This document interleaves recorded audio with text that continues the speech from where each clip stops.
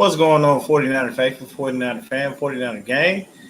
We are back with another video. This is your boy Niner Kang podcast in the building. So definitely hit that like button, hit that subscribe button, turn on the post notifications so I can keep you up to date on any and everything San Francisco 49ers. With that being said, let's get right on into it.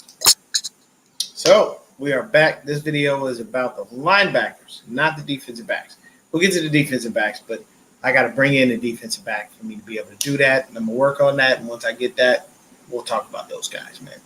So, yeah, man, we got a nice little crew of linebackers that we got on the squid eye. And they're definitely going to try. We're going to try to figure out how many going to stay, how many going to go. Definitely going to have another segment to get the fuck out of here. And we're going to start at the bottom. So right now, as far as linebackers go, we start off with 1, 2, 3, 4, 5, 6, 7, 8, 9. 9. Picture Foster still here. Yeah, that's funny, man. Yeah, hey, look, man. It's crazy because we had two players that had immense talent and would have been fantastic players otherwise, but they just didn't know how to get themselves out of trouble. One was Alden Smith, who was basically touted the next Lawrence fucking Taylor, and he would have been had he been able to stay away from alcohol, man. And I hope that dude is getting his life together. I'm praying for him.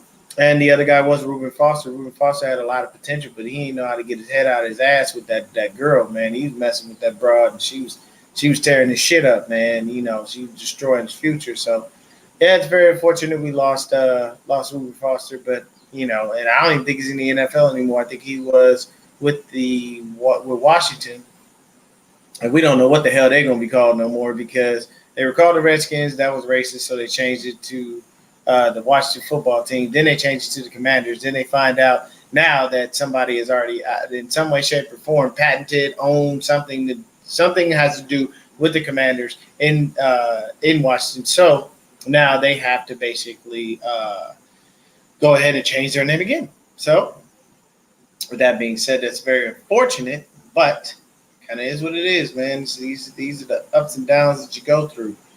So let's start at the bottom once again. We have a young man by the name of Mariano Sori Marin. Looks like he is 6'3", 245 pounds. He is definitely a linebacker. He went to Minnesota. Shout out, Golden Gophers. That's where Trey Lance did want to play, but they wanted to convert him to a safety, which didn't make any sense. But either way, I digress. So looks like he played he was there 5 years. He definitely played 12 and 13 games in the last 2 years. Wound up with 85 and 88 tackles in 21 and 22. Excuse me. He had 5 tackles for a loss in 2021, 6 tackles for a loss in 2022, only 1.5 sacks for his whole career, about 3 passes defensed. So just based off sheer numbers, and looking at, he's in the USFL. Okay, well, hey, he found somewhere to play football because it definitely, unfortunately, wasn't the NFL. So what that tells me, just based off of those numbers, just somebody they looked into and said, hey, we need another guy here in camp, run a couple of drills, not really sure what he's going to do. Prototypical size for a linebacker, but, you know, numbers just don't add up. I'm sorry, they just don't. When you're looking at numbers, you want to see good things like consistent progression in the upper trajectory of all of the numbers, and he just didn't have anything that was overly spectacular. You know, for the last for 2021, 22, and 2020, he had 3 passes defense, but it is what it is. You know, I mean, his numbers are lackluster when it comes down to it. And, I mean, I'm looking at this kid right now as a camp body. I'm pretty sure of it. I don't see him really fighting for a spot or gaining a spot. Probably a camp body, maybe practice squad, if that. But honestly, just a camp body. I don't really see us keeping him in that manner. So we'll move on. We got Jalen Graham. That was, I believe, our last pick or second to last pick. And Jalen Graham comes out of Purdue. 6'3", 220 pounds. Heard some really, really good things about him coming out of OTAs and mandatory minicamp. So that's definitely a great thing. Love what I heard about him. He said, it was said that he was trying to make a little bit of a name for himself. So Graham did play 4 years at Purdue, and looks like his best year was 2021. He had 64 tackles, 4 tackles for a loss, a sack, um, 2 interceptions, and 1 TD. And then he had 7 passes defense as well, so that's a beautiful thing. It's always good to have. And then the next year in the Big Ten, he only played 9 games. Did wind up with 52 tackles, so that's not far off from the 64 he had previous. If he would have played those other few games, he probably would have, topped that.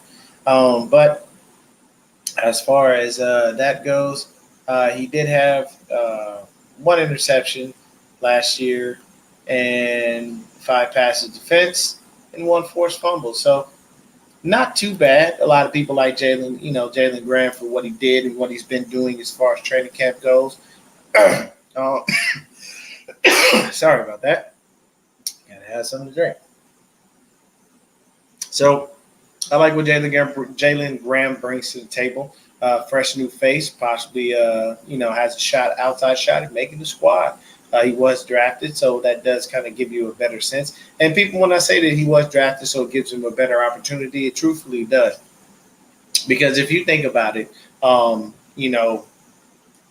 this is no knock on anybody, but if you're drafted, and a UDFA comes in and outperforms you, you better hope that your draft status was at least probably about 4th round or later. Because if it's 4th round or later, it's a high probability that UDFA can push you right out the building. Now, hypothetically speaking, if you're 3rd round or before, yeah, you probably still have a better shot at making the team. If you don't believe me, see Trey Sermon, see TDP. Like, these guys are drafted in nothing. But because of where they are, they have the option to be able to stick around. So I get it. I understand it. But Jalen Graham, solid, linebacker. Like I said, 6'3", 220. Continually working on the speed and things of that nature to be able to get better and keep up with what we got going in the NFL. So hopefully we see some good things from him, and hopefully he makes the squad. So next guy up on the list is going to be my guy, who unfortunately came into camp a little overweight and definitely out of shape. D. Winters, 6'1", 223 pounds. If you've never watched a film on this kid, it is absolutely insane. He is one of the best sideline linebackers. I love what he did in college. He played all 4 years at TCU. He played, 15 games last year, wound up with 79 tackles, 14 and a half tackles for loss, 7.5 sacks, 1 interception, a touchdown, 2 passes defense, a forced fumble. Like, come on now, people. This it's automatic, man.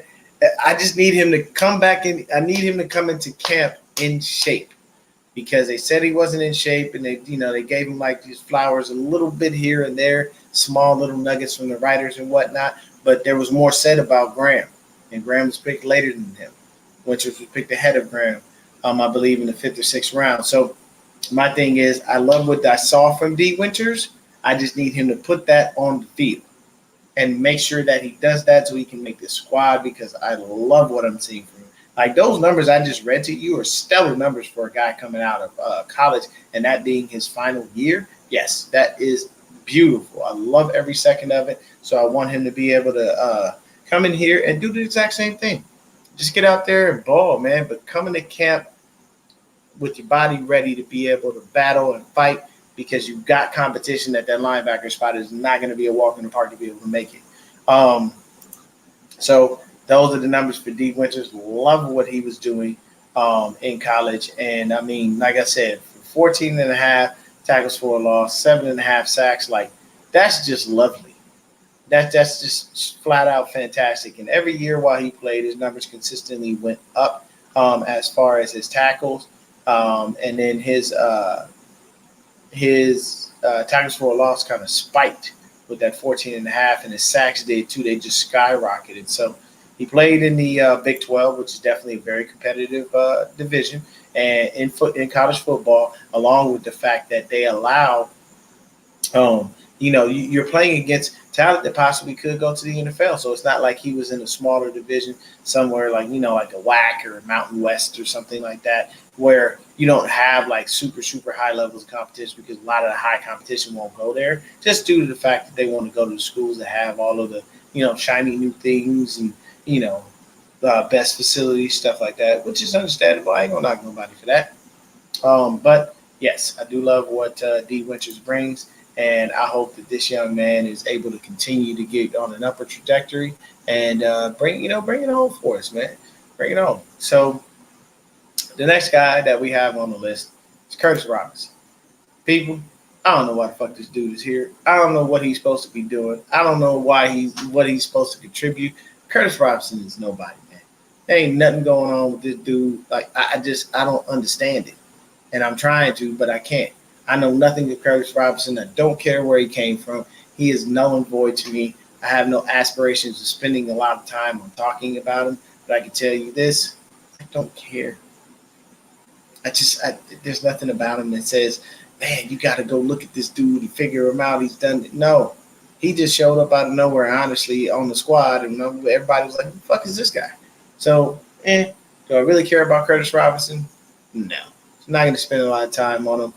Definitely we'll be talking about him. Next guy on the list, though, is 49er Media's favorite special teamer, Demetrius Flanagan-Fowles, DFF.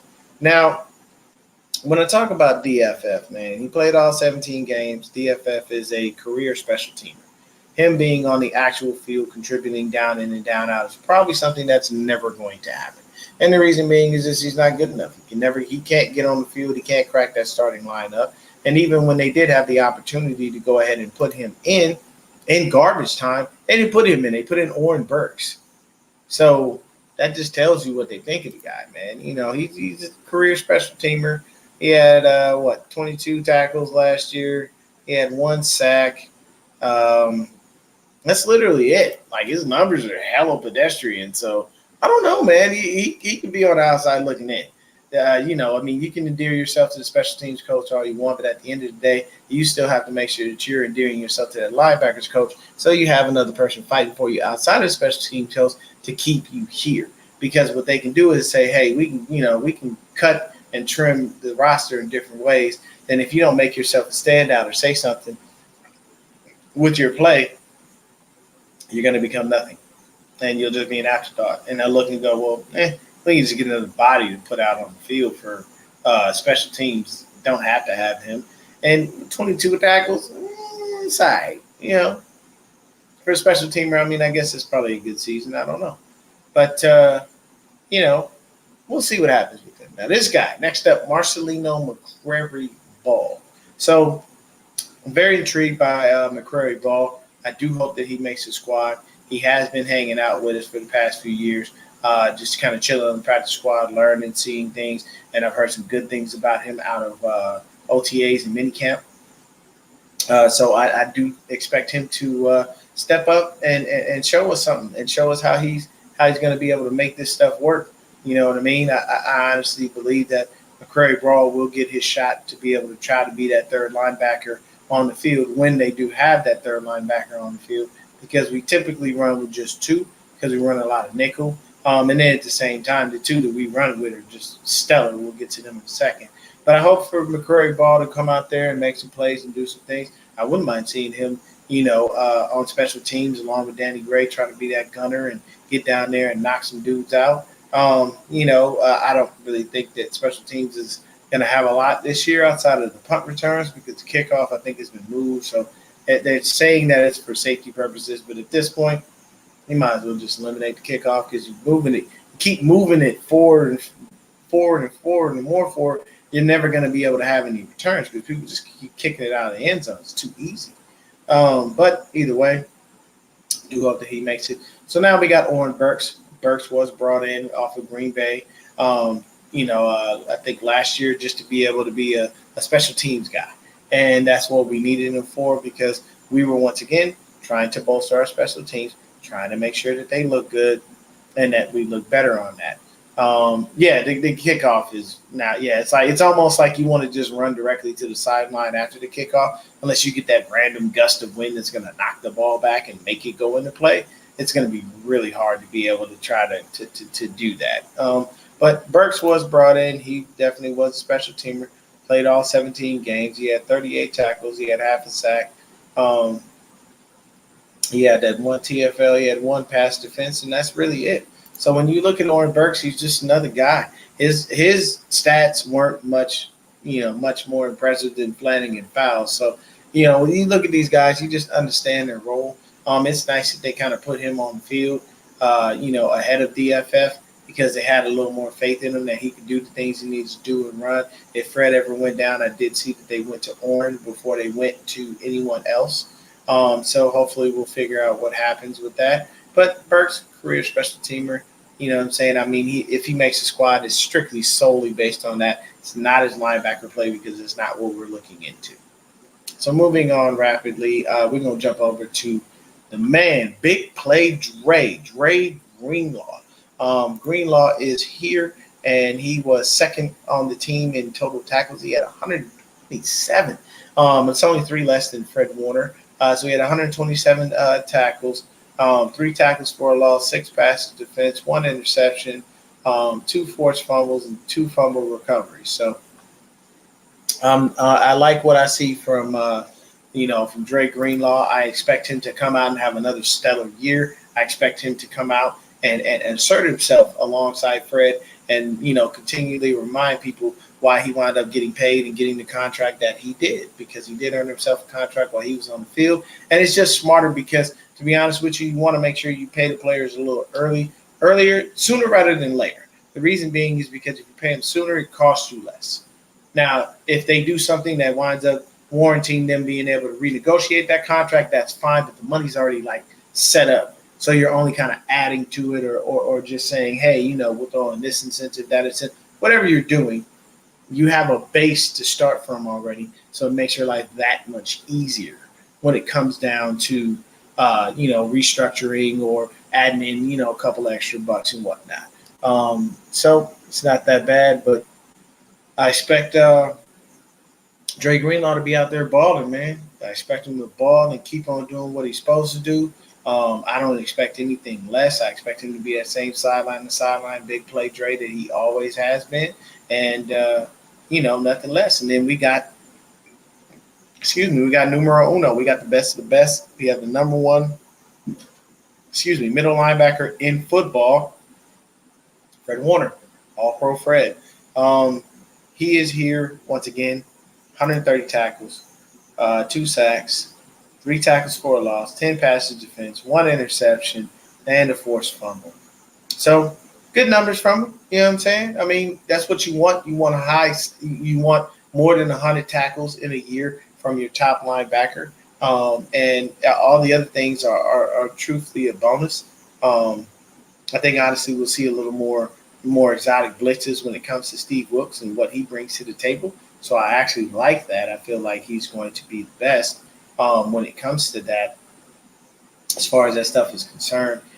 So Fred and Dre are our mainstays. Those are our starters. Those are our guys. Those are the ones that we really truthfully want on the field all the time, every down, because they are the heartbeat of that linebacking core.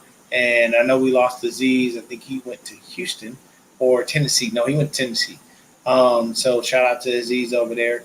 And hopefully he gets there and he can, make a really good name for himself. So that's all of our linebackers there on the list. I'm saying? Fred and Dre being our starters, obviously.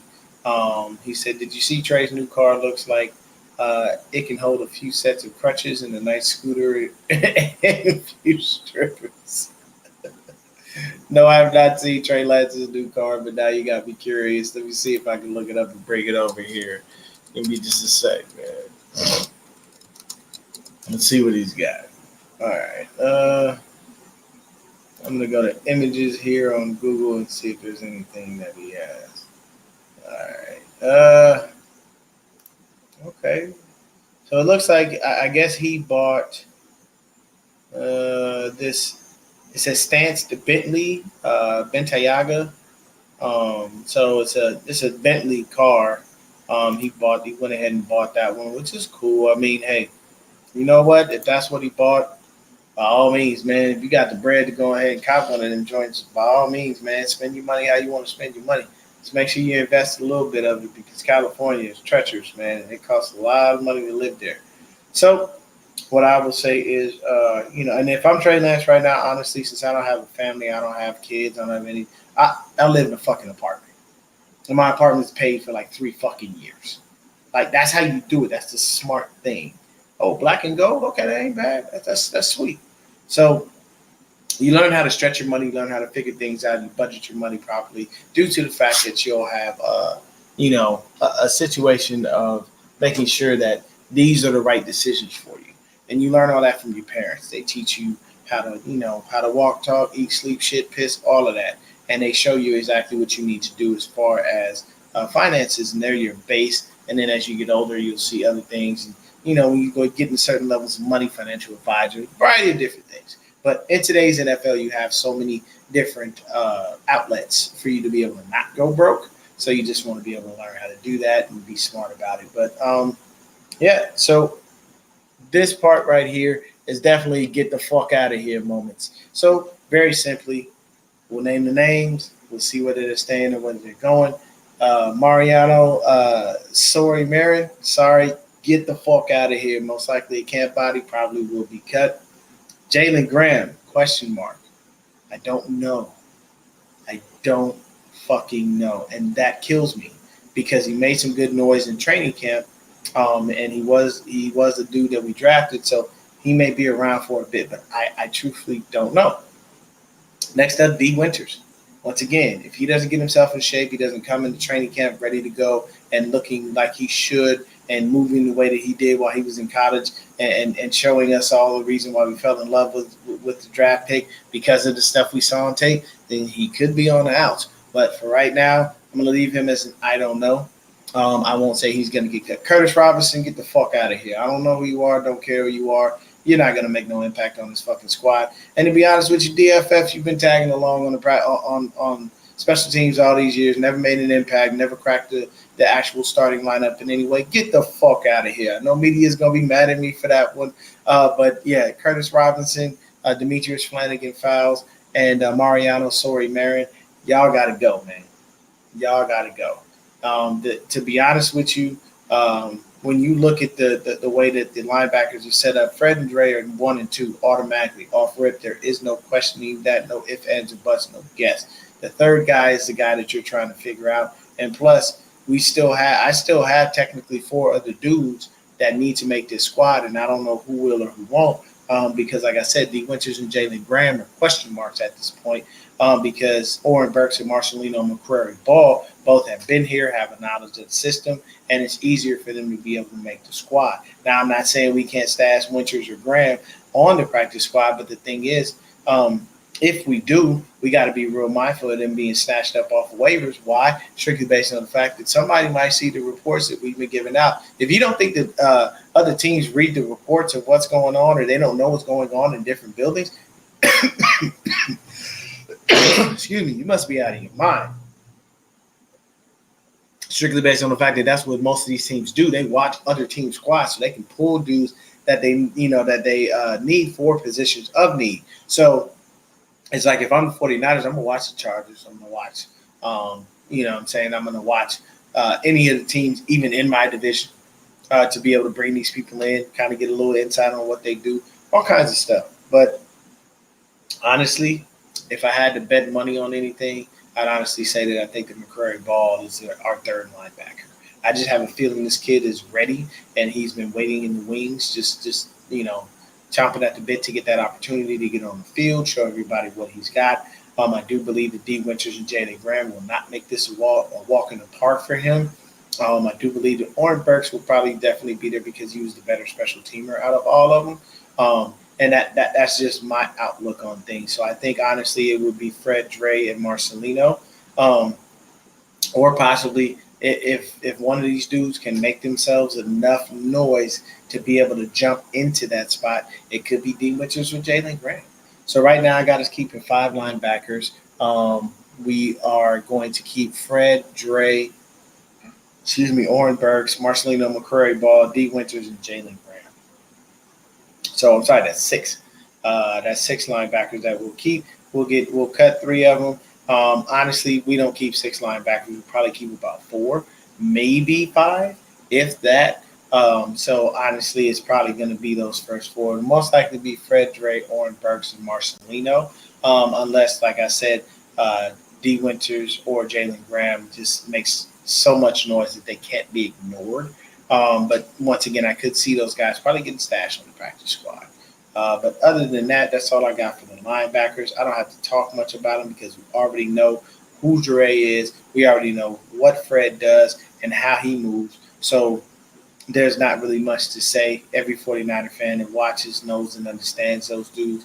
Like I said, McCurry Ball, D Winters, Jalen Graham. You got jobs to do, man. You got work to do. You got to get out there, grind, show up, show out, make sure that you put your name on the map, and make sure that these coaches and players, recognize you and never forget who you are. So that's it for the linebackers. As far as the DBs, I'm going to come back, but I'm going to do that. I'm going to try to get myself a certain someone, a special DB on to be able to do that. See if I can get him early in the morning or something. Might be able to pull that off, and we'll go from there. But that's enough for me. As of today, I won't be doing any more videos unless somebody gives me a call and says they want to jump on and talk 49ers football, which I'm always up for because I love my team. But other than that, everybody be blessed, stay faithful, stay strong, stay up, and have a good day. Peace.